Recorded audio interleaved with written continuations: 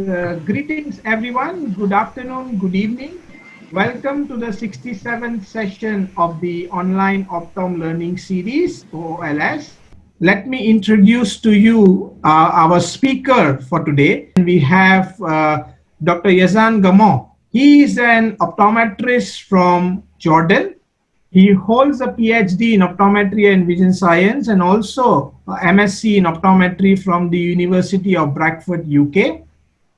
Dr. Yazan is a fellow of IACL and he has also been awarded at the IACL Educator of the Year 2017 for the Europe, Asia and the Middle East. He is also the chairman of optometry department at the Aliyah Amman University, Amman in Jordan, and also a senior optometrist at the Arab East Medical Supply. He also represents the Eastern Mediterranean Council of Optometry to help them to legislate, register, and also to make sure the standard of committee across the World Council of Optometry is maintained. In addition to that, he is also a consultant for the Lions Club Jordan for eye health, and his main interests are in management of keratoconus using scleral lenses, as well as he is into low vision rehabilitation. And today, Dr. Yazan is going to talk to us about the marketing strategies which is useful for the optical industry in the Middle East. And I think he's going to share more of his views on what's happening there and let us know how we can probably put that into practice in our areas. I know people have joined in from India, from the Philippines, from Malaysia, and I think few of them from the US, and people will still join in. We have about 140 as of now, but his ideas, I think what he's going to share will be very beneficial to us as optometrists, as primary eye care optometrists, throughout globally. So thank you, Dr. Yazan, for doing this for us. And I will leave the screen time to you now. Thank you, Fakhruddin. Thank you for the opportunity. Thank you for the OOLS Academy to allow me to present this talk. I was really interested in giving something about the marketing in our region. A few years back when I was in India attending the WCO conference and the IACL meeting at Hyderabad in LV Prasad, I was approached by a few optoms from India and they were asking me, what should we do so that we can work in the Middle East, some of the Gulf countries? I kept it in the back of my mind and I thought, well, maybe we should do a presentation right now, and I was given the lovely opportunity. So basically, let me just to tell you, I have no financial interest in any of the topics discussed. Most of it is from my own point of view. I used some of the material from IACL 2008 course. So as an optometrist or a contact lens practitioner or working in the optical industry, we're not just eye care professionals, we're also business persons. From the minute we leave or even during the assessment in the examination room, we're thinking about how to sell, how to benefit, how to get as much as possible from our patient who will become a customer when he goes to the showroom. Okay? I thought maybe I should give an example on focus on contact lenses, because we have so many products to sell in the optical shop: the sunglasses, the spectacles, all the accessories, and the contact lenses.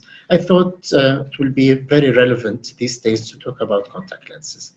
Anyway, just let's think about it. Is there really a market for contact lenses, especially with this COVID-19 pandemic, people staying at home, working so much on screens, shying away from wearing their lenses, afraid that they might not be as comfortable or safe and everything? Well, let's look at some numbers. Back in 2013, they did a study. They found out that there's at least 122 million contact lens wearers worldwide. And if we look at the Asia Pacific region, there's around 30 million of them almost. So 1/4 of the contact lens wearers are in the Asia Pacific region. There isn't really much known about the Middle East, but if we include Africa, the whole is 4 million. We have very, very low number of contact lens wearers, and I think we should work harder in my region to actually prescribe and recommend contact lenses. So here's the potential, and that's why I chose contact lenses rather than spectacles. If you look back from 2013 2018, because there's still not available data from 18 onwards, because it's a 5-year study, there was almost 2 to 5% annual growth in contact lens sales, and that was basically due to the aging population. There's an increased number of presbyopes, increased number of potential multifocal contact lens wearers, increase in myopia prevalence. If we've seen and read all the articles published lately, we are actually observing a boom in the prevalence of myopia. To tell you about the Middle Eastern region, a review study showed that there's around 30 to 40% myopia in the region. The study that I've done years back during my master's work shows that there are 53% of the Jordanian adults who were myopes. And the late Brian Holden speculated by the year 2050 that half of my region will be myopic. I think it's the year 2020 and we are approaching that number, so it's a bit alarming. Increase in product offerings. If you look at a few years back, torics were a little bit difficult to fit. Multifocals were just introduced to the market. Sclerals, we just started to fitting them back again. Increase in decay. Silicone hydrogels are becoming much more easier to use and easier to clean. So all these technologies and innovations are actually growing the sales of contact lenses. I don't like to think to use the gender card, but sometimes we need to think of it when it comes to markets. By gender, the contact lens market, 2/3 are females. And to be honest with you, in the Eastern Mediterranean or the Middle Eastern region, 95% of contact lens wearers are females.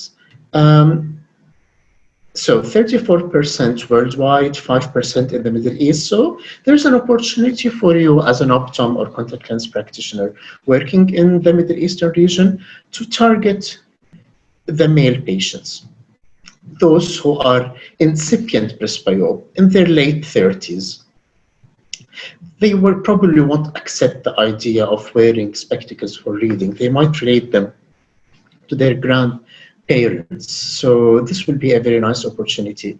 Those who are astigmats and they think that it's not possible for them to wear contact lenses, now torics are really giving us either stock or custom. Stock is doing well with certain brands, and with custom you can have almost any access, any power, and with any material you wish. So probably you need to expand your horizon as a contact lens practitioner and think about custom contact lens fitting.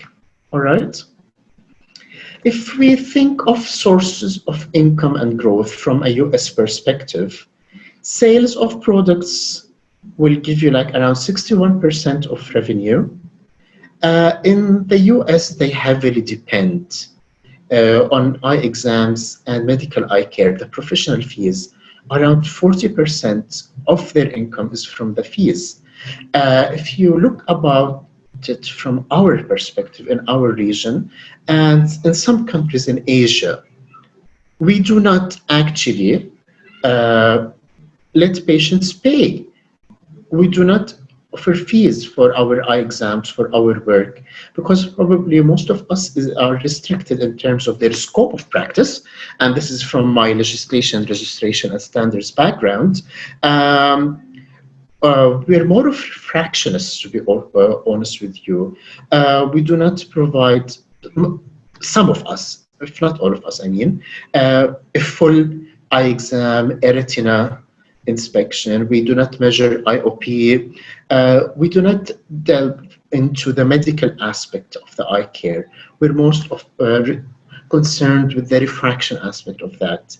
And many of us, can you imagine that they do not have slit clamps in their examination rooms?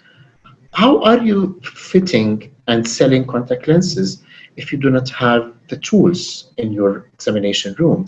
See, and this is a potential where we need probably to tap on.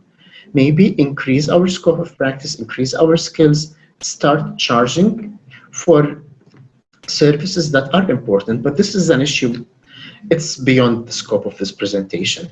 But if we think about it, 16% of the revenue in the US is from contact lenses, so that's impressive. Increase in growth by source of income, if we look at it from overall, contact lenses has been the highest in terms of increase in revenue resource. And this is very important, comparing that year to the year before. So year on year, contact lenses are an important source of revenue, and they increase because your professional fees probably will stay the same. If you start actually increasing your scope of practice and start charging, then it will start from zero and increase. But if you are already charging and you're having the professional fees, offering the professional service, then this probably won't change that much. The number of your eye exams might increase a little bit. Remember, more presbyopes, more myopes, blah, blah, blah, blah. But most important is contact lenses, to be honest with you. Source of income generated. This is another study that's a little bit old, though. 19% of your income is from contact lenses. So it's quite a chunk, to be honest with you. Well, why is that? The average contact lens wearers spend a little bit more than 2.4 times more than the average spectacle-only patient. Why? They are paying for contact lenses, for the solutions, for the accessories. They have more frequent aftercare visits. They will probably buy a spare pair of spectacles because they might not rely on their contact lenses every single hour, every day of the week. Plus, they might also want to buy a pair of sunglasses. All right, we've seen in the last year or a couple of years an introduction of contact lenses that are, they can change their color with light, similar to the spectacles, but still FDA states that contact lenses, although they have UV protection and all these things, are not a replacement to sunglasses for full protection from UV. So they still need to buy a sunglass, right? So all of these are important to think about. Remember, one satisfied patient can refer 10 patients through the word of mouth marketing. Let me give you a very quick example. Last month, I had a very affluent patient working from one of the prestigious embassies in Jordan. He used to wear, hybrid contact lenses, and he feels that they are not comfortable anymore. He does not want to change his lenses every 6 months. He wants something that gives more oxygen, give him a healthier cornea. And he's a little bit worried about the wear and tear of them, using the right product. So I had a consultation with him. I gave him the option of shifting to scleral contact lenses. We tried them. He was impressed.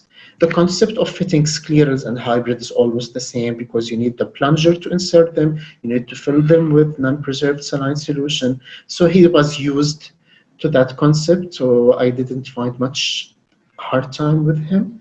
It wasn't difficult for me to work with him. And he was so impressed. His secretary called me the next day. Doctor, we would like to place an order for a pair of the lenses you fitted X yesterday. When will you be able to deliver them? How much they will cost? Just remind me, blah, blah, blah, blah, blah. And In 35 days, the lenses arrived. Patient was fitted with them immediately. He was so happy, and I think I will have 3 appointments in the next couple of weeks. They told me, we X told us that he went to you and he was happy. I would like you to check my eyes. I want to see something about my lenses. See? But remember, one dissatisfied patient can do great or much greater damage. I've seen it in so many optical stores. The same scleral brand that I worked with, I was visiting a colleague in his optical shop, and I saw him using the same brand, but he wasn't able to handle them properly. He didn't have a good slit lamp. To be honest with you, it was almost impossible for me to see anything through that slit lamp. And he didn't know how to handle them well. He's still thinking of the small RGP. He's that mindseted. He couldn't shift his mind toward the sclerals. The patient wasn't happy. The practitioner didn't look very professional. The lens went down the ground and broke. And remember, to replace one of these lenses in the trials, it would usually cost you around $15-20, and you have to wait for the company to bring them to you. We're not in the US or Canada or one of the countries that manufacture these lenses that can be shipped in a couple of days. We need to wait for their shipment, right? So remember, if you don't know how to do it, train very well. Let someone work with you, because you don't want a dissatisfied patient. You don't want that damage. Okay? Let's talk about my region a little bit. I chose a few markets that will probably show you that our region is not just one block. We have a variety of flavors, let's say, and colors. So let's start from Jordan, my country. It's actually a price-conscious market. Four years back, I co-published an article with my colleague, and she found out that 60% of contact lenses sold in the country were hydrogel monthly. Interestingly, when I was in India, last year, I attended this year, in February, right before the Corona lockdown, the DOS, Ophthalmic Society in Delhi. I was discussing with some Optoms that I met there, were attending the conference, and we were discussing the market, and they're still telling me that still hydrogel monthly driven market there in India. In my country, 50% of the adults are myopic, as I told you. We observed a drop in sales of contact lenses back in 2018. I couldn't figure it out why, but remember, it was the start of the financial issues all over the world, and people were thinking maybe we should keep a little bit of our money, maybe we can stretch our lenses as much as possible. But I noticed there is an increase in sales of fashionable spectacles. You know, these multicolored, bejeweled specs from the ladies. They are celebrating them. Males as well, they are wearing spectacles with more confidence, I noticed. And I also talked to the industry, and I noticed an increase in sales of cosmetic contact lenses. So you really need to be aware of the trends in your market. Iraq, some similar issues. The financial instabilities and the import and customs systems, we as practitioners don't think about it, but distributors really find it sometimes hard to get the products to our stores. So this is an issue. And some people in that country, they are willing to travel abroad and get their products. I see a lot of them going to Turkey or going to Dubai, and there is a general need for training both opticians and optoms in that country. So you need to think about your country, think about your own education and training. Do you need more? Do you need to work on yourself a little bit harder? Lebanon, my second home. I lived there for a while. I taught there for a while. I was the head of department there for some time. And I had some good relationships with the association representing Optoms in that country till last year. Then, you know, you get a little bit busy and you don't forget your friends, but you know that they are in capable hands. It's a very fashion-driven country. They have high sales of daily disposables, more high than hydrogel lenses probably. I noticed very poor compliance among the patients. There are lots of brands. There's huge competition in that small country. There is patient and eye care practitioner loyalty to certain brand and loyalty to each other. But I noticed that their perceptions of the practitioners of their abilities is a little bit different from the reality of their situation. They need to practice a little bit more. So that's it. What are your perceptions of yourself? And does it really match your current real situation? Do you really need someone else to look at you and tell you, or push you just a little bit to expand your horizons? Let's talk about Saudi Arabia. Lots of people are interested. Optoms from Asia, they're interested in working in Saudi Arabia. I've met amazing optometry doctors, ODs from the Philippines.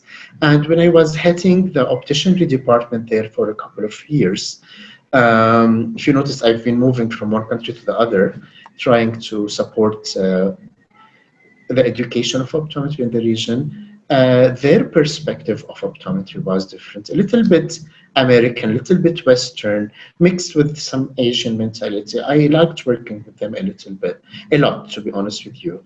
And they've been driving the force for optometry for quite a while in Saudi Arabia. Though they are now changing. There is a shift in optometry education in Saudi Arabia.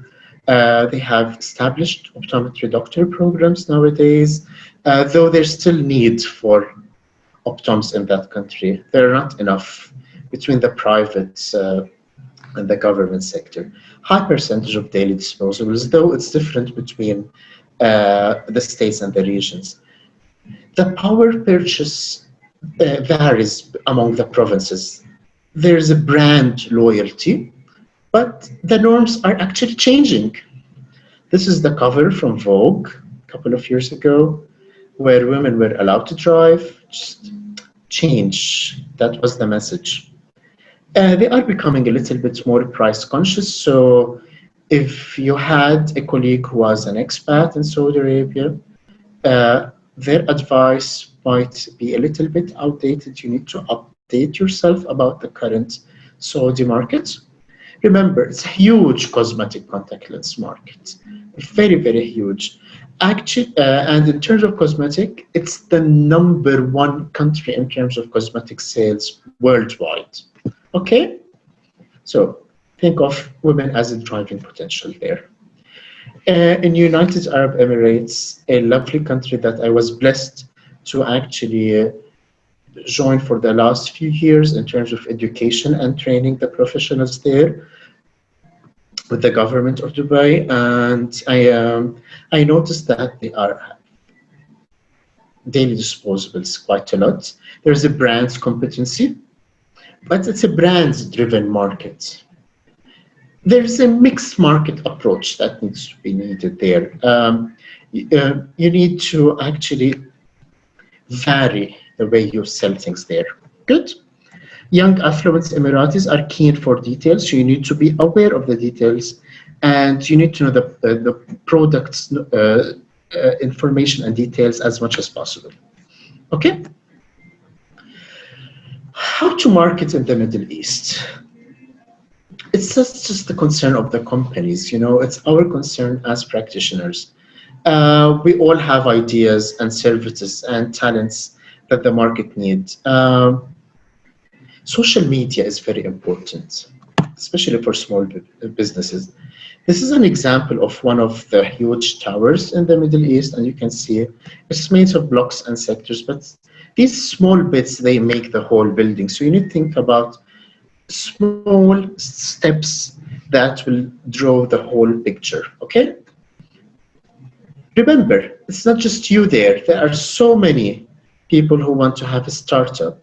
Everyone has an idea or a talent. Everyone wants to make a profit out of something, okay? So what sets you different from the others? You need to know your region. Things have changed quite a lot in the last few years. Global trends, e-commerce, media, fashion influencers. There's still something, unfortunately, or fortunately, I don't know. Brands, lifestyle products. So you need to be aware of these things. And you cannot have a straight answer on how to market in the Middle East, but you need to be aware of all these small little things that will push the sales. Remember, the Middle East is one of the most fast-growing markets. This is something we probably couldn't have imagined in the past, but this is one of the virtual reality conferences that was done a couple of years in Saudi Arabia. And they are very technologically driven because remember, half of the population is under the age of 25. So you need to know the mindset.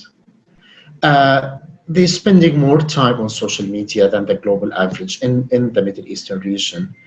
These young customers actually are affluent professionals, and this presents a big market for luxury brands and definitely electronics. So if you think of all the luxury brands in your optical store, uh, you you will have a market for that, but you need to be in the right place and the right time. The good thing about the Middle East, and there's the highest spending on cosmetics per capita in the world, so you can tap in that. So you need to think of fashionable accessories, fashionable specs, contact lenses of colors from different brands, and so there's an appetite for beauty and fashion, and it's getting bigger. So you have to think about it. Forget about the COVID-19 pandemic. Everyone wants to look good. We've been sitting behind our screens on Zoom since probably March, and it was not an excuse not to take care of ourselves in terms of our image. So still, image is very important. All right. The bad thing about the market in the region is that we should not forget that we are highly influenced by social concerns. Okay, we tend to buy products to gain a higher social class appearance. All right, and majority are trapped in trendy and fashionable brands and desperate to be part of one social group or another. Okay. You will need to spin the whole map and land in the Middle East so that you can see how brands are really flourishing. Okay? They don't believe it's just fashionable to wear X brand. They believe it's a star added to their exclusivity. Okay? So if you are selling a product with high quality, but it's not fashionable or trendy, then you might be struggling a little bit. Okay? Consumerism is at its peak. Look at this. They've been waiting for hours for IKEA to open because these big brands are massively funded by local investors. Consumers will consume more of the same item or same brand. They sometimes do not like to look for alternatives. So you need to set yourself really high so that you can compete with other brands. There's really a desire for a very high, huge commercial desire. They want to buy the branded clothes. They don't want to buy the normal variety of outfits. And in certain countries, they probably would buy those expensive smartphones like an iPhone, even if it's beyond their ability, just to show their social, they belong to a social group. Good. But I've been telling you about the fashion brands and everything. The market says that 56% of the purchase is influenced by price. So when you want to decide on something, 56% of the times the price will be the major factor. So you could lose a vast amount of time and resources if you ignore your price-sensitive consumer or customer. So you have to think on both ways. Okay. Again, to crack the Middle East, one of the biggest fashion brands in the world, they wanted to collaborate on designing this is called abaya. That's what they wear in parts of the Middle East, the ladies. And they thought how we can show our brand signature through this black cloth, and see what they did. And it sold immediately within 1 hour. Their shop in Dubai sold all the merchandise. So that's why you need to show yourself among all the beiges, browns, and blacks in the region. And remember that it's not just this or that lady. We also have this lady as well, for example. Our customers come from different backgrounds, okay? I chose this image because I collaborated 3 years ago with an initiative to train women into trade, to crack that social barrier. And this is one of the singers that are very famous in my country. So just to show you that you have to not think of your time, okay? You have to open your mind and eyes on the potential, okay? I think you know this gentleman, that's me. The idea is we like our brand. See, I was even wearing sunglasses during one of the shopping trips. Just to show you that although I do not really think about it, but just subconsciously you do it because you see everyone else doing it. I've noticed lots of people want to take selfies, especially in the last year, huge boom. They all love their coffee. They all like to personalize it. So personality is a little bit different, and we need to absorb the culture. Remember, half of your consumers are under the age of 25. I'm obviously a little bit more than that, but you know, that's the idea. Remember, the Middle East is a region. It's not just one country. What happens or what works in one country doesn't work in another one, okay? Let's start with the UAE and Dubai. It's a good place to start. It's the least conservative of them all, and it actually much differs from Saudi Arabia. Well, if you succeed here, you might not be able to succeed there, or vice versa. So, certain traditions and values, remember, just need to be respected. Even if it's a very cosmopolitan place, you need to understand the local culture, okay? If you think the region is too conservative, don't come. You need to be open-minded a little bit. There are certain cultures and customs we have to respect, but at the same time, it's a cosmopolitan region, and we have to adapt to our customers' taste, okay? We should not, as an eye care practitioner, I should not judge the region or impose my own thinking, okay? And we need to tailor the product to the region's culture. Look here, they added crystals, or was it diamonds? I can't remember, to this custom spectacles that there are not even lenses there. Why not? Why not? If you can make a sale out of it, then why not, right? You need to understand the needs of the local consumers.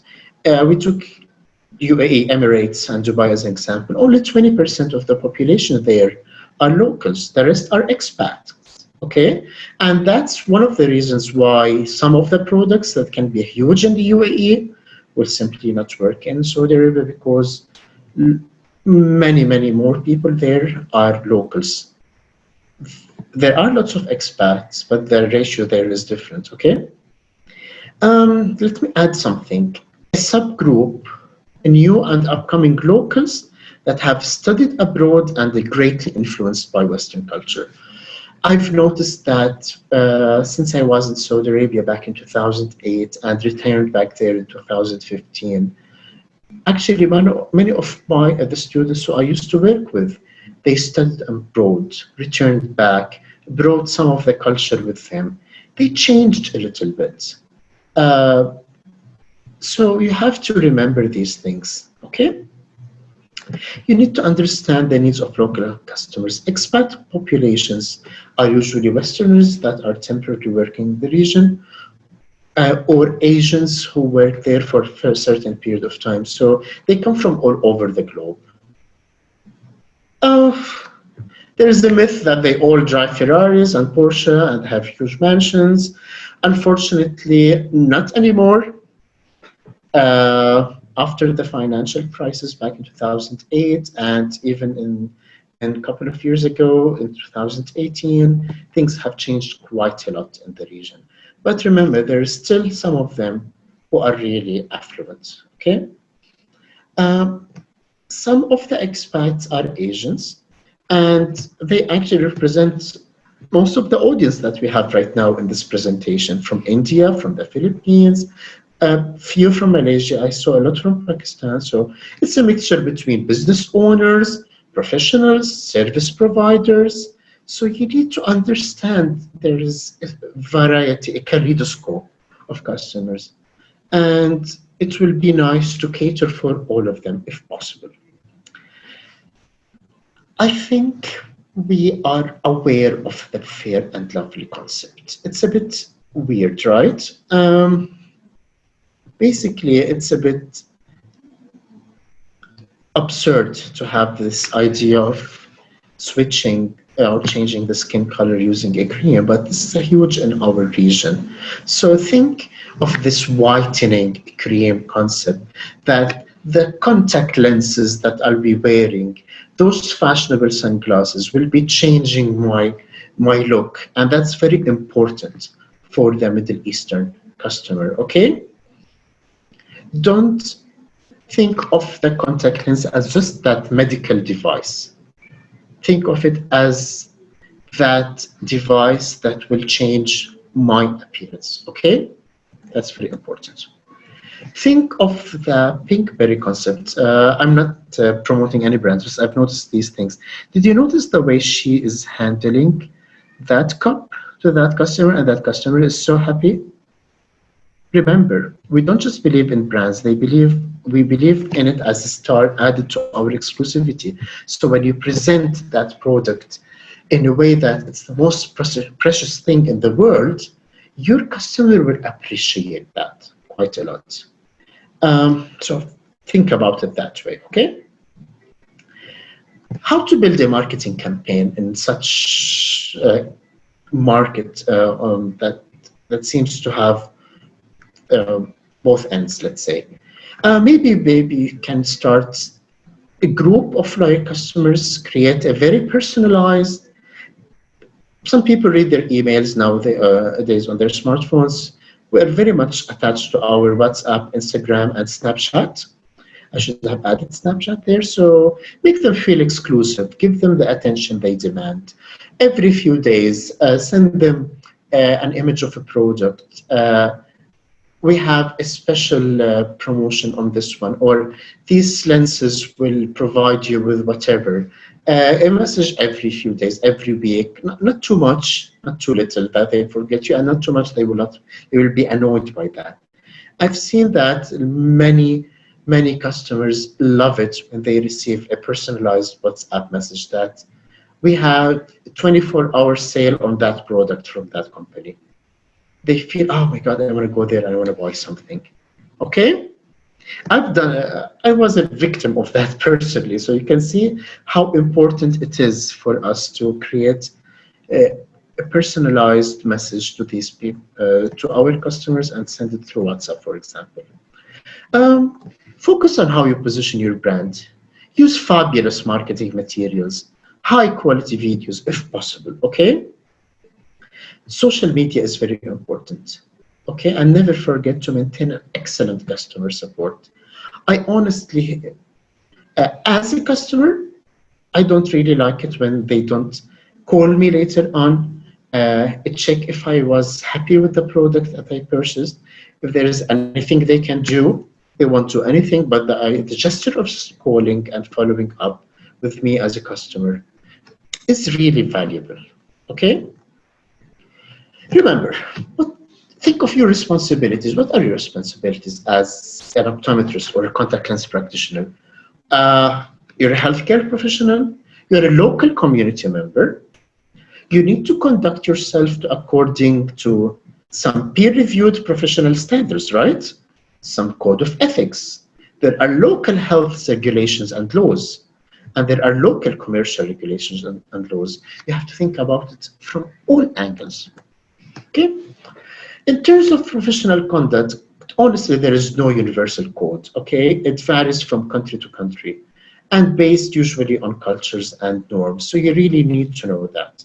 So it's virtually impossible to present a uniform or universal standard of care, but there are certain standards that we should not drop at all, okay? It's a demanding code of behavior. We need to work so hard to stay professionals. I'll just give you a couple of examples. This is a photo from a showroom in one of the optical shops in Dubai. These are the salespeople, and the Optom there was not wearing their lab coat, but they were together. I really enjoyed the time. They were having a cake for me. I visited them last time, and see how they look very professional.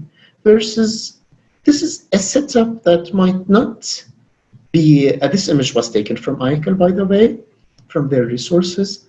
Might not work in many cities in the region. Okay, so you really need to change the concept. You really need to be a little bit more open-minded on options that might actually drive sales for you. Okay.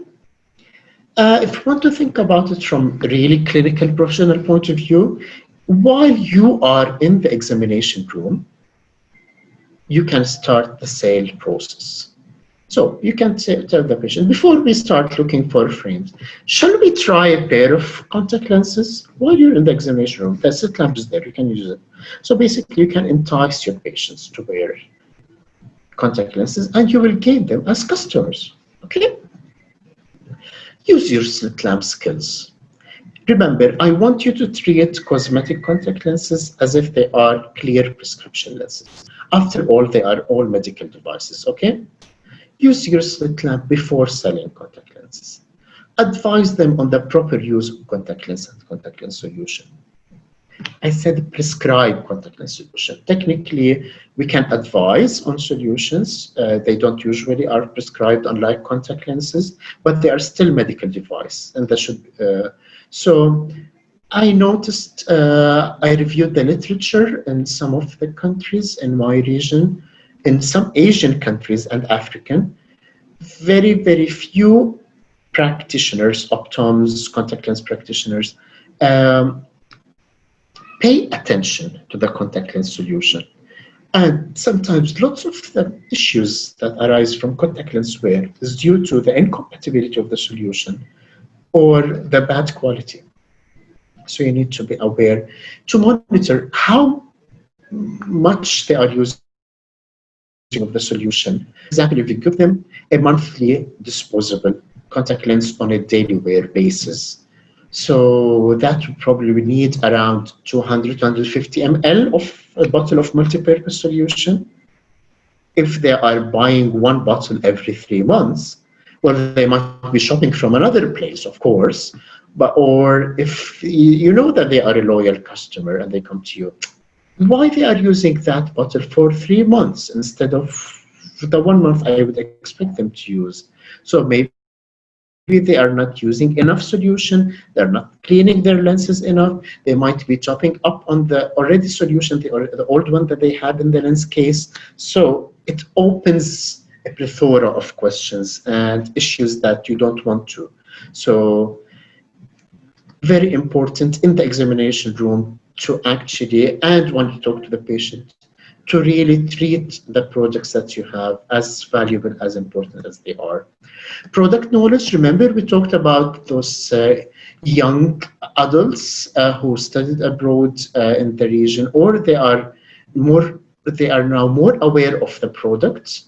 unlike the generation of their parents and grandparents that they took things for granted, they like to dig behind the product. So you need to be aware of it. Last week, they asked one of my sales associates, can we use a hydrogen peroxide based contact lens solution to actually remove protein and lipids from the lenses? She was not able to answer them immediately. She called me, doctor, they asked me this, can we do that? I told her, yes. Remember, last month I shared with you an article that stated that hydrogen peroxide solutions can be used like once a week to help remove lipids and protein deposits on the contact lenses. Great. She called that patient and she sold actually a few bottles of that solution. See, knowledge is power. Okay? You can build a trust when you give weight to the product through information. Okay? And that's very important. You should always make a last impression. First impressions are important, but last impressions are much more important. When you think that you're just done with the sale, you ensure when they go and they want to pay by their card or cash, that's it, my duty is off. No. Thank them, be courteous, just remind them of their next appointment. That sale didn't end when they went to the cashier. It doesn't even end when they leave the optical store. But at least you have to keep that level of professionalism all the way through. So, Fakhruddin, if you're listening to me, this is probably the last slide. Just want to summarize a few messages for the audience. Think of what a customer might spend a lifetime in your practice, okay? You should develop a customers for life attitude, okay? You need to establish strong bonds between your client, between the client or the patient. Make them your customers for life, okay? Let them come and ask for you personally. You need to invest in people. This is something that we haven't been doing much in the region lately. Sometimes we forget that little bit money spent on training will give on the long run. Remember, you need to offer unsurpassed service to the patients that are not tempted to go somewhere else. Remember, brand competition is everywhere. Remember always to under-promise and over-deliver. Okay, when you under-promise, don't show them that you don't know or you are not capable of, but don't fly them to the moon. Okay, just basically when you are done with the fitting and the result is amazing, they will fly by themselves, like the patient I told you last week with the sclerals. Okay, this is just a quote from Keating. Patients come to us confident we can fulfill their needs. If we face each of their needs with a dedication to nurturing that emotion into loyalty, they will become our customers for life. Fakhruddin, that's it. Thank you so much. Thank you so much, all the audience, for listening to me. Thank you, Dr. Yazan, for that very.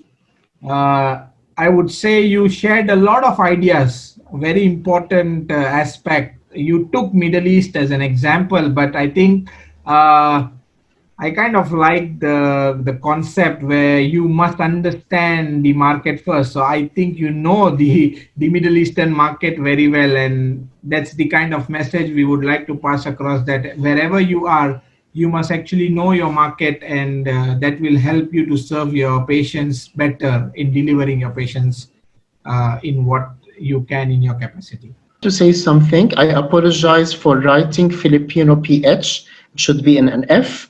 One of the participants noticed that. I apologize for the spelling mistake. I will note that for next time. Thank you. Whoever noted that issue. Thank you.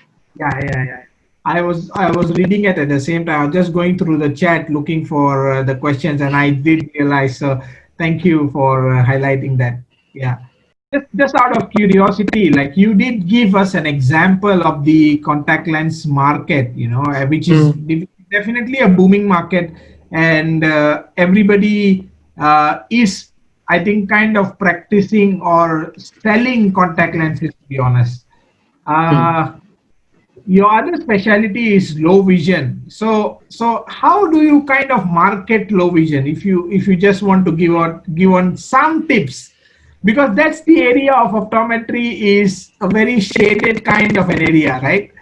uh, mm. you don't really get to market low vision.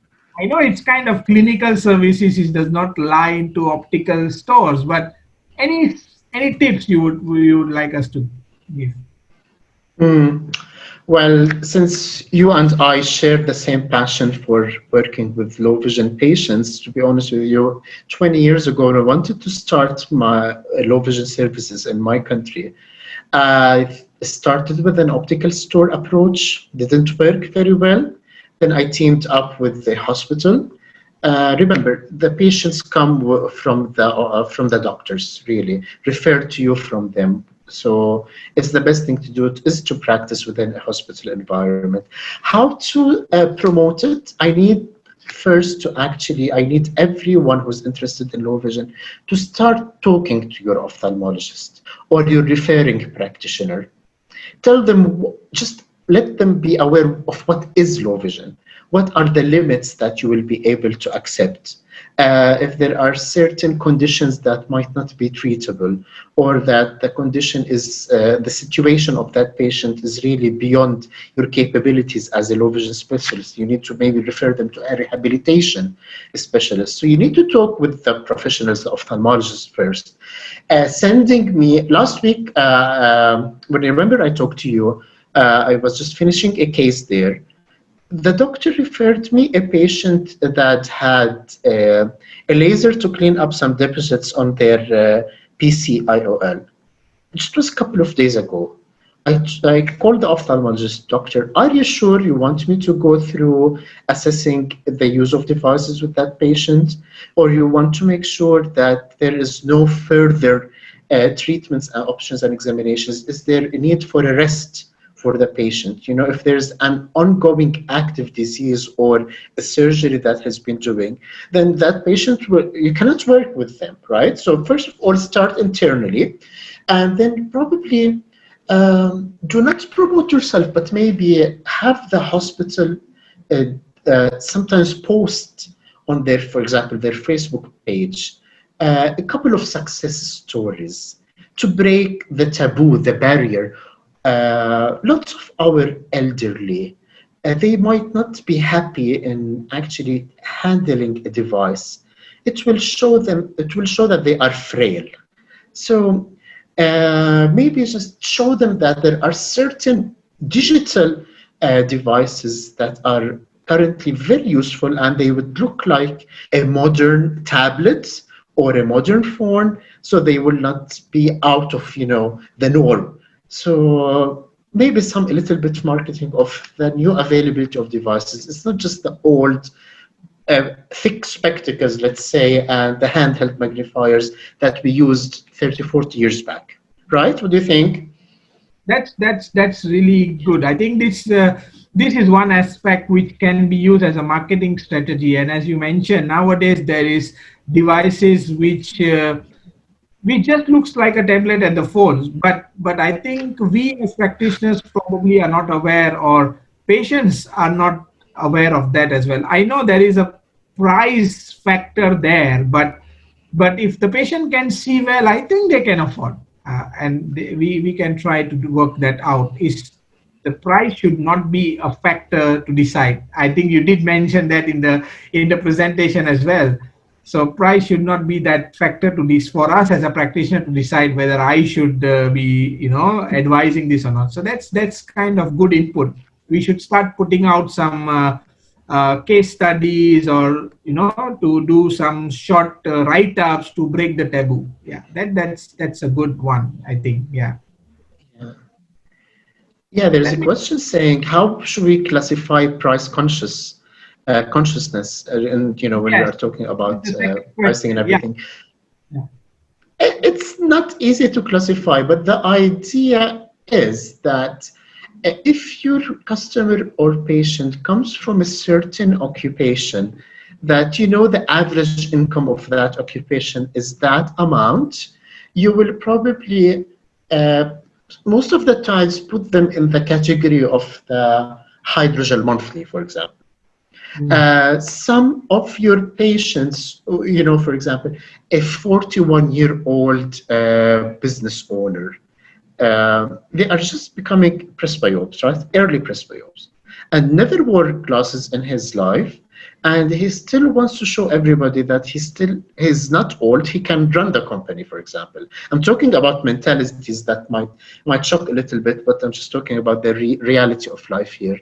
Well, that's a potential customer for multifocals, right? Yeah. Yeah. Or if you don't have them, maybe start with monovision, though I don't recommend it, but it's better than nothing because they probably won't be wearing their reading specs, right? Yes. So you need They, to know. That's how it's not easy to classify, but which patient is coming from which background, their occupation, level of education plays a certain role, probably. What do you think? yeah, yeah. That's good. And the other Do you one agree is, with me on that? yes, I do agree with you. I think that Mm, that kind of aspects are really important in deciding a product as well. I mean, it's definitely mm. important when you are sitting down on the other side of the table. What should I recommend? Of course, you have to know the background and the details of requirement as well. So I think, yeah, that's a good point. The next question. Let me just put up the next Good. question. Up to what extent should we promote cosmetic lenses? Is there anything which you would like to highlight that we should be doing it? Is there anything in terms of extent? Yes, I remember I told you, remember they are classified as medical devices, just like the clear prescription contact lenses. So you need to treat them equally. If you use your slit lamp to assess the patient before giving them these cosmetic lenses, then it will show them that there is a health aspect of wearing them. They're not just jewelry or makeup to be bought from a beauty shop, for example. And wearing them carries the same risks if not used properly, like the other contact lenses. And that's the way I would promote them to the max, okay? But with the same cautions and standards that I would prescribe a clear prescription contact lenses. Does it make sense? That does make sense. I think yes, you have I covered. hope I answered the. Yeah. Yeah. You should. I mean, there is no harm in promoting cosmetic lenses. I think people are a bit of afraid. Probably the challenge is what I feel is because these cosmetic lenses are very easily available online. So people are scared that people, Mm, patients will go and buy those online. Maybe that's the kind of thing what holds us back. But I think if we put it in a way that contact lenses, whether it be clear or colored or cosmetic, in other words, are medical device, as you mentioned, I think your patients will value you for that. And and set you apart from that beauty shop or online source. Yeah.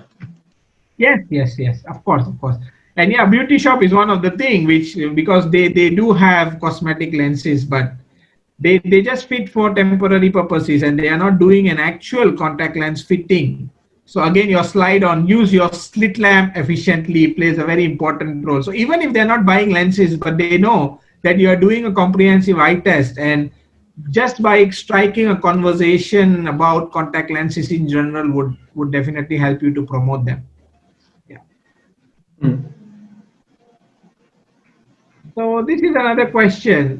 This is just maybe if you could add your views that patients in mm. Lebanon, Iraq, and countries in the Middle East mostly are astigmatic. And what's the amount of astigmatism do you normally see? And what's the kind of torics of contact lens market there? Hmm. In the study I've done in Jordan a few years back, and a similar study that was done in Saudi Arabia, around 30% of adults are astigmat of at least 0.75 cylinder. So basically, a spherical equivalence will not give them that crisp vision. But the idea is our optoms are very shy in terms of prescribing and fitting torics. Okay. And remember, KSA is Kingdom of Saudi Arabia, so it's Saudi Arabia. Okay. Correct. Most common lenses prescribed there are your basic torics that come from the major brands. They are not custom. They are basically stock lenses that are available in certain powers and certain numbers. But the idea is that I want you to open your eyes on the potential of custom torics. For example, you have that prescription matched with keratometry and certain readings. Talk to one of the specialty contact lens providers. Tell them that I want to order that minus 3.75 cylinder X 135, and they will do it for you in silicon hydrogel material, for example. Okay? So with the advancement in technology, I think a large amount of customization is possible, and I think most of your patients can be customized. You can give them a personalized lens for that matter. We have personalized progressive lenses in terms of spectacle. Now I think we can get personalized contact lenses in any material, any design possible. Indeed, indeed. And there's one interesting question. I think you did mention that the contact lens is a female-dominated market. Somebody is asking you about your tips on how can we use the males in terms of opportunity Yeah. to do. I mean, any tips on that? Well, basically, when they want to, they will enter your optical shop. Do not just put them in your mind in the category spectacles immediately. Look how that patient, what does he wear, what the brand of mobile he's carrying, how he wants to present himself, well, and discuss it with him. Have you ever considered wearing contact lenses? Just knock on the door, and sometimes the door will open for you, right? Yeah. If you don't, if you don't ask that question, that patient will not probably believe that, or will not probably be aware that it's an option for him. Ask about his lifestyle. Do you like to work, for example, outside? Especially in UAE and many Gulf countries, going from inside to outside environment with the air conditions and the humidity, many spectacles with fog, and not people are aware of the anti-fogging coating. And contact lenses can be a very good option, a wider field of view. Just know what are the benefits of the contact lens itself, and you can easily pitch it to that patient, that male patient. Sports also could be one of the important questions you can ask. Thank you. Sometimes I forget about sports. Many of my male patients, when we want to go to the gym, I'm going to the football game on that weekend, cricket for India, for example. What shall I do? I'm afraid I will break my glasses, but if I don't wear them, I will not be able to see the ball coming to me. Well, pair of daily disposable spectacles will do the trick. They are not very expensive. They don't need the maintenance. He will wear them for that occasion and throw them away. Blah, voila. Right? Yeah. Yes.